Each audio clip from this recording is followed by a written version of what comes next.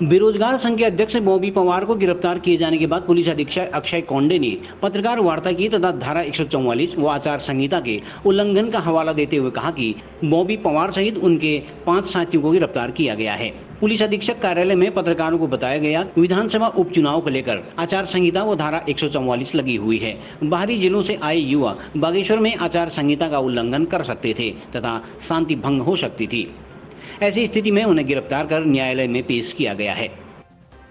उत्तराखंड में जो हमारा बागेश्वर उपचुनाव है वो अभी तक बहुत ही पीसफुल रहा है। पिछले 10 साल की अगर मैं बात करूं तो बस 2 NCR जो इलेक्शन रिलेटेड नहीं, इतना ही ऑफेंस है। तो एक लॉ एंड ऑर्डर बागेश्वर में बहुत अच्छे से मेंटेन हुआ है।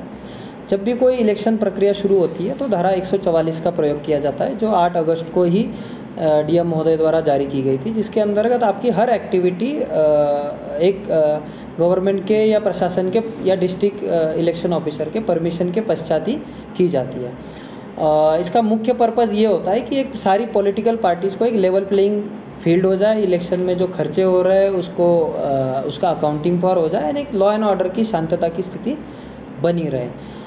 इसी के तहत बेरोजगार संघ के जो कार्यकर्ता है बॉबी पवार, इनके द्वारा एक प्रशासन को एक सूचना दी गई कि वो खुद बागेश्वर आएंगे और अपने सदस्य हो या युवकों है उनसे मिलना जुलना करेंगे। इसी के क्रम में उनको बताया गया कि यहाँ पे 144 का धारा 144 लगी हुई है और किसी भी तरीके की एक्टिविटी इलेक्शन ऑफिस के परमिशन के पश्चात ही होती है। इस संबंध में DM महोदय द्वारा एक डिटेल लेटर उनको दिया गया और अगर इसमें कोई भी वायलेशन होता है तो नियमानुसार मुकदमा दर्ज करने की भी उनको नोटिस तामील कर दिया गया था।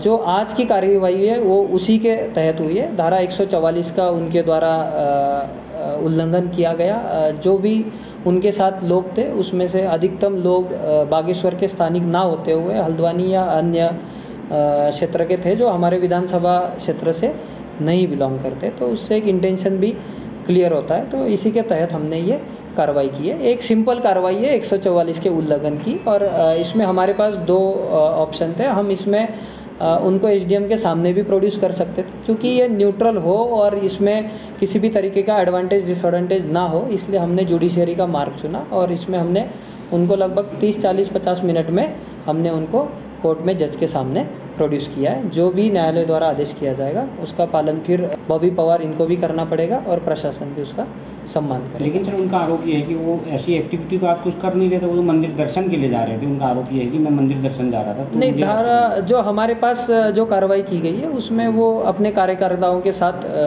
कुछ घोषणाबाजी या कुछ वही जो जमाव लेके मंदिर जाना वगैरह इस तरीके की एक्टिविटी में थी।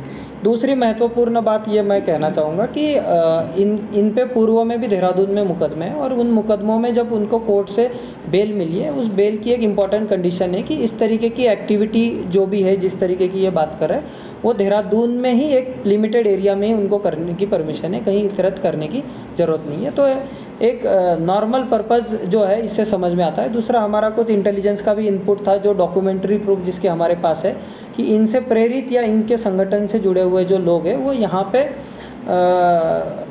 हमले की बात कर रहे थे अपने अपने व्हाट्सएप ग्रुप में कि इनसे हम प्रेरित है और हम ये करेंगे। उसके कुछ डॉक्यूमेंट्री प्रूफ भी हमारे पास है जिसमें भविष्य में इसको कार्रवाई की जाएगी। तो ये कहीं ना कहीं मैंने जैसे बताया कि लास्ट 10 ईयर्स का जो बागेश्वर का चुनाव है बहुत ही शांततापूर्ण से हुआ है। तो जो भी पॉलिटिकल एक्टिविटी होती है वो किसी पॉलिटिकल पार्टी द्वारा ही की जाती है, वो किसी भी पार्टी के सदस्य नहीं है। तो वो इस तरीके की एक्टिविटी नहीं कर सकते थे और हमारे द्वारा उनको ये भी बताया गया है कि 10 तारीख तक यहाँ पे 144 लगी हुई है। उनको जो भी एक्टिविटी उन्होंने शासन के लिए अप्लाई किया है, जो उनको सभाएं करनी हो या अपनी मांगे रखनी हो, वो 10 तारीख के बाद वो बागेश्वर आ सकते हैं और उसके बाद वो कर सकते हैं, चूँकि वो किसी भी पॉलिटिकल पार्टी के मेंबर नहीं। हाँ, उसमें 4 लोगों या 5 लोगों के साथ होता है, तो उसमें अन्य 4 लोगों को भी हमने हिरासत में लिया है, उन पे भी प्रिवेंटिव एक्शन जारी है। इसमें बहुतांश 3 लोग तो बाहरी क्षेत्र से बिलोंग करते हैं और एक व्यक्ति जो कपकोट क्षेत्र से लगता है, उन पे भी प्रिवेंटिव कार्रवाई की जाए। अब आगे को उनको क्या सर प्रेस कॉन्फ्रेंस करने का या युवकों से मिलने का, बेरोजगारों से मिलने का, वैसे अनुमति देंगे? ये उन्होंने लॉजिकली ये सारी अनुमति लेनी चाहिए प्रशासन से, पर चूंकि अब ये मामला न्यायालय के समक्ष आया है तो जो हमने भी हमारी बात रखी है कि इनका जो पर्पज़ है यहाँ पे वो अशांति फैलाना ही मेनली है और ये इलेक्शन की प्रोसेस को कहीं ना कहीं डिस्टर्ब कर सकते हैं और ये किसी भी पॉलिटिकल पार्टी से जुड़े नहीं है। तो जब कोर्ट का जो डिसीजन आएगा उस डिसीजन का हम सम्मान करेंगे। अगर कोर्ट की डिसीजन से कोई कुछ क्लियर नहीं होता है तो सारी गतिविधियाँ जो हर किसी के लिए अप्लाई है उनके लिए भी अप्लाई होगी। विथ परमिशन वो हर चीज़ कर सकते हैं। CCN न्यूज़ के लिए ब्यूरो रिपोर्ट बागेश्वर।